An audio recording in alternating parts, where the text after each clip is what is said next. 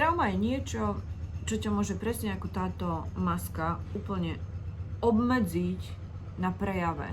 Obmedziť. Ja teraz nemôžem úplne rozprávať akože doplná, že by som sa usmiala. Musím si vystačiť s týmto vystrihnutým niečím na pusinku a vlastne artikulovať v rámci tohto rozsahu. A to isté môže s tebou urobiť trauma, keď ju neriešiš. Jednoducho dlhodobo sa ti tak ako pritucne na ten výrazový tvoj aparát alebo ten rozsah a proste povie a budeš iba v tomto rozsahu, pretože ostatné už patrí do toho priestoru traumy. Čo to znamená? My si povieme trošku o tej práce s traumou, trošku. A to je, prvé dôležité je, že trauma nie je niečo, čo je nevyčerpateľné. Ona má svoje dno. Ona má svoje, keď povie, že a koniec, a sme na konci tej studne, alebo povala je vyklízená, alebo proste už máme, už v regáloch nie je nič. Má ten konečný stav 0. Dá sa tam dostať. Len aby ste vedeli. Ale keď ju dostatočne dlho akoby vytesňujeme, alebo máme pocit, že tu nič nie je tu nič není, v pohode, tak sa správame presne ako moja tvár teraz, pretože zoberme si, že to sú ako ten vplyv tej masky, alebo vplyv tej traumy, je o tom, že ona síce ako pekné uhladené, ale ona mi dáva mantinely môjho vyjadrovania do užšej hranice, než je moja prírodzená. To znamená, že ja nemôžem teraz ako sa vyjadrovať úplne naplno. Moja tvár, moja mimika nehovorí nič, pretože je to proste ako maska, až celé to ide len cez tento otvor a vlastne trošku oči. Za normálnych okolností pracuje celá tvár, pracuje celé moje bytie. A to je presne vplyv traumy, pokiaľ sa nerieši, alebo nemôže byť riešená, tak ona zúži ten tvoj svet a svet vyjadrovania. Svet vyjadrovania znamená komunikácia s okolím. Komunikácia, to znamená, keď sa dotýkaš vecí, keď komunikuješ s ľuďmi, keď dotýkaš veci, nemyslíme na akože fyzicky sa dotýkať niečoho, ale že ideš do kontaktu, že sa tým zaoberáš, že sa ti chce tie veci robiť. Jednoducho záujem o ten vnejší, vonkajší svet. To som tým myslela. Tak to sa zužuje. Zužuje sa to a na tú úroveň, dokiaľ tá trauma dovolí. Pretože keď to je takto, že rozprávam len takto, toto sú tie hranice, tak čo je za tým? Čo je tento priestor? To je priestor, ktorý potrebuje, to je priestor energetický, je to priestor, ktorý tá trauma potrebuje, aby bol zavretý. Aby proste si sa tam denne nedívala a nedíval, pretože to bolí.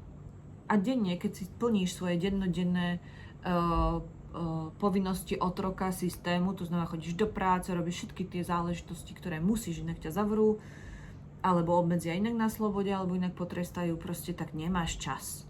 Nemáš priestor toto všetko dať dole a si povedať, a chcem sa normálne usmiať, a chcem si normálne dohlboka sa nadýchnuť.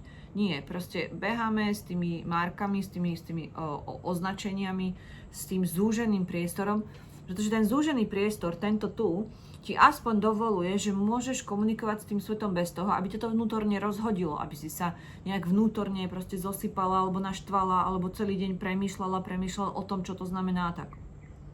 A ten priestor toho traumatu, toto, to je niečo, s čím nie si denne v kontakte, čo ti nie je na dennej báze prístupné. A preto, lebo keby sa to otvorilo, tak by ťa to vlastne ako zaujalo natoľko a zabralo natoľko tvoju energiu, že by si nemala a nemal priestor riešiť tie denné úlohy toho otroka v systéme. Jednoducho by ťa to vyplo, alebo by si ochorela, alebo by si proste, alebo ochorel, alebo niečo by sa stalo, že ty nemôžeš zabezpečiť svoj chod v tom škrečkoidnom kolese. Teraz to nemyslím ako urážku, ale proste ten systém nám nedáva moc na výber. Keď nechceš, tak ťa proste potrestá. To znamená, že to je obrovský vnútorný tlak toho zarobiť, kúpiť, zaplatiť, zabezpečiť, nikto nechce byť na ulici, bla bla bla bla bla. Všetky tieto veci, ten obrovský tlak. A ten obrovský tlak zvenčí je to, že dovolím, ja nemám čas si vlastne ako riešiť tu na tento priestor. Tu na, čo je za tým. čo je za tým v nejakom priestore traumy, to ma vôbec nezaujíma, na to nemám čas. Tak to sa k tomu proste ako väčšina stavia nie kvôli tomu, že sme nejakí leniví, ale práve preto, že na to fakt není priestor. Lebo systém ťa zahltí povinnosťami alebo možnosťami výberu, k čomu sa zaviažeš a čo potom musíš. A zároveň vlastne ťa podrobí traumám od narodenia, z detstva, proste lebo traumy nevznikajú tak, že ťa niečo prejde, alebo ti niekto proste naozaj veľmi ublíži. To si nemyslíte, že trauma je len niečo, čo musí byť veľké, čo sa stane veľké, vieš? To není len o tom. Trauma není len o tom, že musíš zažiť nejakú, ja neviem, nejakú autohaváriu, nedaj Bože, alebo niečo, aby človek mal z toho... Ne. Trauma je z obyčajných vecí. My si nesieme, náš systém je veľmi cenný a citlivý a stačí málo.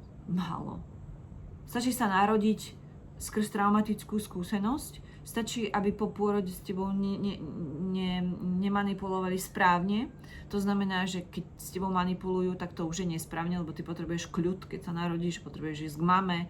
Tak stačí, že tá mama není, stačí, že tam tá mama nie je, že je proste ako tak unavená, alebo je v kome, alebo je v nejakom ako uspatá, alebo niečo a ty nemáš s ňou kontakt a už sa tam zapisujú do limbického systému veci, ktoré úplne nechceš mať.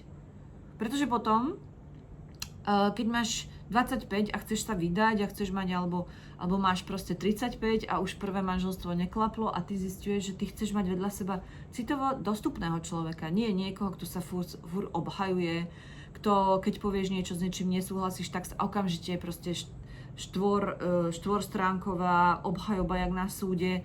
Čo ty s tým? Proste, že sa zaviera, že zatvára, že sa proste ako uteká zo situácií. Ty si vlastne na to sama. Takže máš partnera, ale v podstate citovo je nedostupný. Napríklad. A to platí v obidvoch garde. To je jeden z traum, ktoré si nesieme. To znamená, že ty aj keď si vo vzťahu, tak si neustále máš pocit odsamotenia. Neustále ťa ten človek opúšťa. Situácia, kedy ho potrebuješ a on ťa opustí. A znova. To znamená, tá trauma sa neustále prehráva. V malých veciach, ale prehráva. A pracuje, tak ako toto maska teraz krásne pracuje na mojej pleti. A dalo by sa povedať, že super, že proste vyživí moju pleť. Naozaj, ako urobí to, ale keď vyschne, tak ma úplne akože ani nepohnem púsou. A to je to isté s traumou. Keď to necháš príliš dlho v tom svojom systéme, tak ťa obmedzí tak, že skostnatie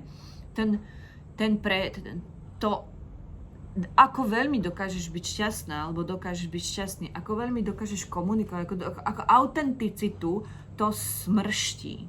Trauma je akoby vrah autenticity. Povedané extrémne. Ale je to tak, ale vlastne to je taký bachár na tú autenticitu. To znamená, že ja nemôžem byť autentická v tejto chvíli, lebo nemám ten rozsah. Drží ma to v tom veľmi rozsiahle obmedzenom, to znamená veľmi úzkom koridore vyjadrovacích schopností. A autenticita je schopnosť byť pravdivý v danej chvíli. Tak, ako to je tebe vlastné. Lebo keď máš radosť ty a tvoja kamarátka, alebo tvoj kamarát, alebo 20 tvojich kamarátov, tak to vyzerá inak. To znamená, že autenticita nie je niečo, čo nejak vyzerá. Ale autenticita znamená, že to, jak to cítim, to, čo prežívam, môžem vyjadriť svojím spôsobom. Tým je diverzita prejavov dobrá. Lenže naša spoločnosť obmedzuje autenticitu a tú diverzitu nahradzuje inými spôsobmi. Ako tým, že mieša kultúry a mieša rôzne veci a tým sa tvári, že to je diverzita. Ale diverzita začína tým, že tá trauma ťa neobmedzuje. Ale naša spoločnosť robí opak. Ona zvyšuje traumatizujúci tlak aj tým, že ty vlastne nemôžeš potom autenticky reagovať na diverzitu, ktorá sa ťa nepáči. Mne sa nepáči, že sa toto deje vo svete, ale musíš držať hubu. Tak to je presne to isté, čo sa deje, že vlastne Trauma sa zvyšuje a diverzita, ktorá má byť, to znamená rozmanitosť prejavu radosti v našom baráku, kde ja neviem, 50-60 ľudí, každý to prejavuje inak. Keby to autenticky prejavil, tak je to proste ohňostroj, nádherný prejav rozmanitosti, radosti. Ale keď každý je proste, si nesie tú svoju traumičku nejak, tak ako jak na tom chceš robiť? Ako v zmysle, ja som teraz preskočila myšlienku, ale a nerobí na tom, vlastne, aby mohol byť slobodný, bo väčšina ľudí už nevie, že tá sloboda je jediné, čo má.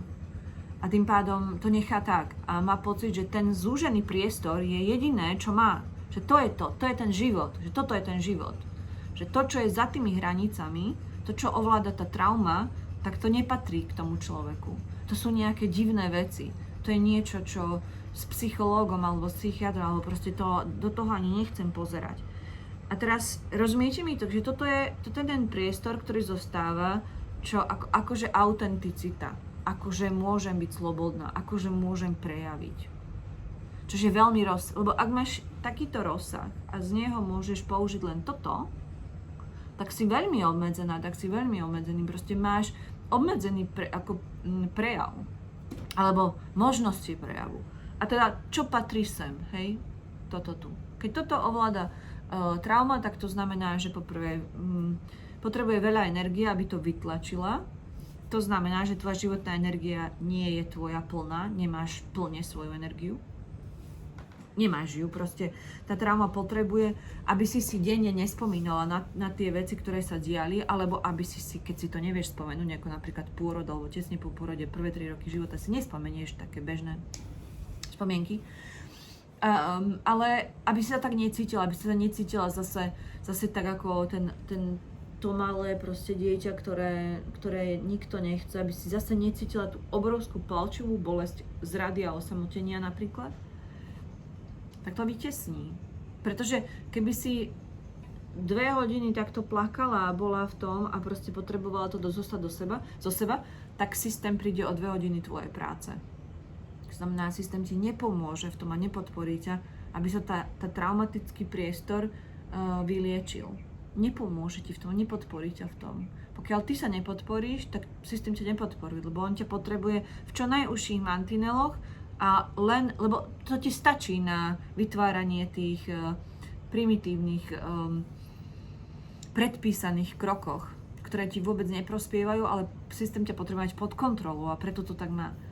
Ty sama, alebo ty sám sa musíš rozhodnúť, že tento priestor si vyčistíš. Lebo keď začneš pracovať s traumou, tak ten priestor sa začne takto zväčšovať. A tvoja autenticita má stále väčší a väčší koridor. A to je to krásne. To je to, čo je na čom je práca s traumou založená, že vlastne ten priestor, ktorý predtým bol strašiakom, začne byť prínosný pre teba. Ale to nejde urobiť takto. To nejde o to, že jo, tak ja si to otvoríš dvere a teraz nahrnite sa všetky kostlivce skrine. Nie. To je potreba robiť postupne. A potreba to robiť tak, aby každý krok bol v súvislosti a dobre naviazaný na ten tvoj priestor autenticity, ktorý máš k dispozícii. To znamená, že ty môžeš niekedy viac a niekedy menej, a niekedy nič, a niekedy veľa. A za každým, keď rozširujeme tú prácu, alebo za každým, keď rozširujeme to tvoje pole autenticity, tak ja vždycky vychádzam z toho, koľko priestoru ty máš na to. Čo všetko môžeme, kam až môžeme, čo nám ten systém tvoj dovolí. Keď sa toto stane, a keď máš vedenie, ktoré rešpektuje tvoje individuálne nastavenie, ale nie len to, kto si, ale aj kde sa práve nachádzaš, koľko máš energie, koľko máš sily, tak sa ten priestor tvojej autenticity rozširuje. Postupne. Není to kvantový skok, není to také, že otvorím škatulu a nech sa páči. Nie, to by ťa mohlo naopak ako zahltiť príliš. Ten náš systém pracuje tak, že keď spracovávame niečo, čo je dostatočne neznáme pre teba, tak pracuje tvoj mozog po malých skokoch a vlastne sa vracia k tomu. To znamená, že ty počúvaš a že čo, ja tomu nerozumiem. Zase si to vrátiš. Čo, zase ma to vyplo. Hovorí sa vyplo. Že nedopočúvaš to video, nerozumieš tomu, v polke ťa to vypne. To je preto, že tvoj systém ako na počítači je zahltený. Proste zahltilo sa to, celé, je to proste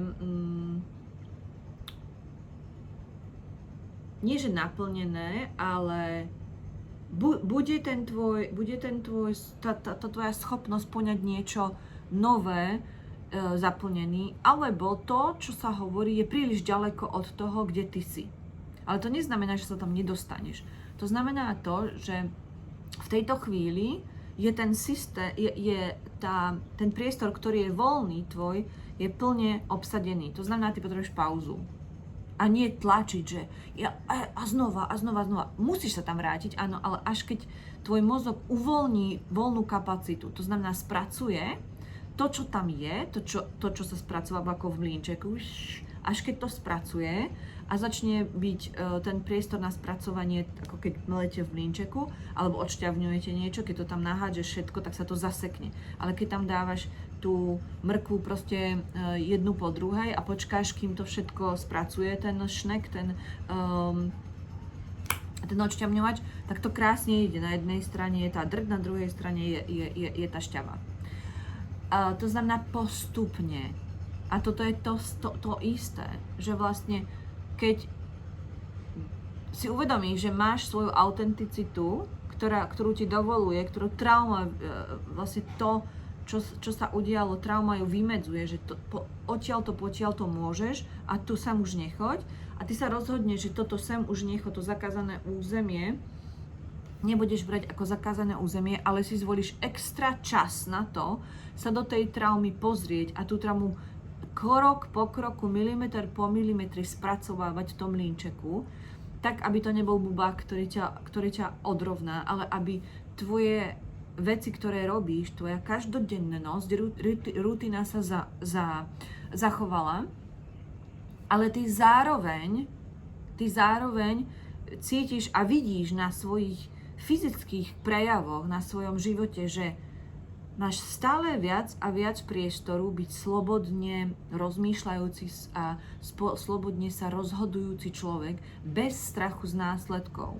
To není takto, že wow, a už som osvietená, už som povznesená, už som proste neviem čo a už mi proste všetkému rozumiem. Ne, to je postupný krok, postupné kroky, kedy si buduješ aj takú tú svoju schopnosť sa pozerať na to, čo je inak.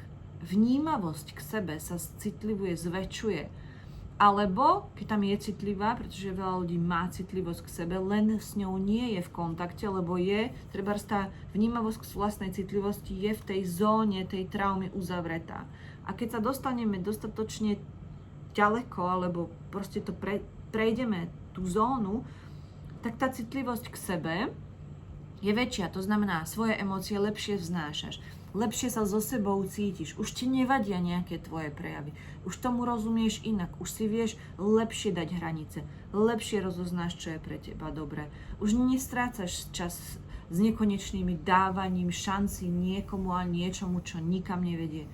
Jednoducho dokážeš s tou svojou energiou pracovať tak, že sa ti vracia, že ti dáva ti to, čo ťa spätne posilní. Nie je to len jednosmerka, že ty dávaš, trauma si to uchová a ešte viac posilní tie svoje mantinery. Ne. Takže takéto postupný spôsob je možný. Môj špeciál to umožňuje, ale práca s traumou naozaj je vec, ktorá vyžaduje, aby mal človek vedenie. Ale vedenie nie len také, že všetci teraz robíme stejné, ale aby tam bol ten individuálny spôsob, ktorý nie je individuálny v tom len, že tak teraz mám nejakú tabuľku a teraz všetci pôjdu stejne.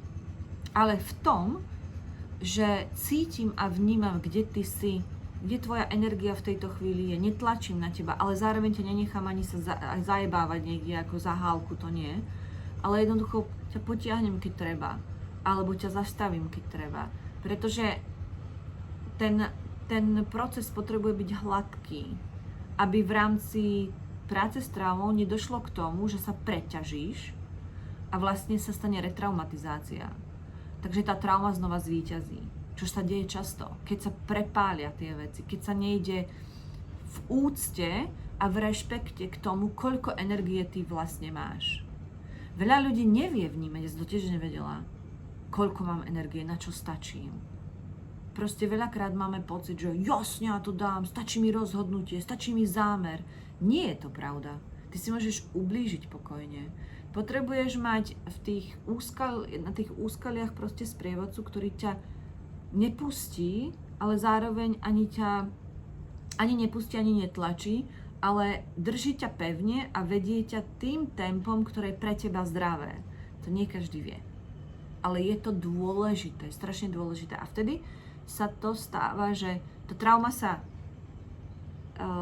vyčistí, tá trauma sa prečistí. Z tej traumy sa začínajú objavovať naopak silné veci. To znamená, že máš tam, ako keby si mal hnoj na tej tvojej záhradke a z toho hnoja začínajú vyrastať kvety alebo prvé byliny. Jednoducho ten priestor, ktorý sa rozširuje, tak zaberá to autenticita, zaberá to pocit, že môžeš. Tvoja sloboda a autenticita sa zväčšuje. To znamená, tvoja autenticita, ktorá bola predtým takto, pretože ďalej bola trauma, tak si vlastne trauma ustupuje, autenticita si zaberá ten priestor.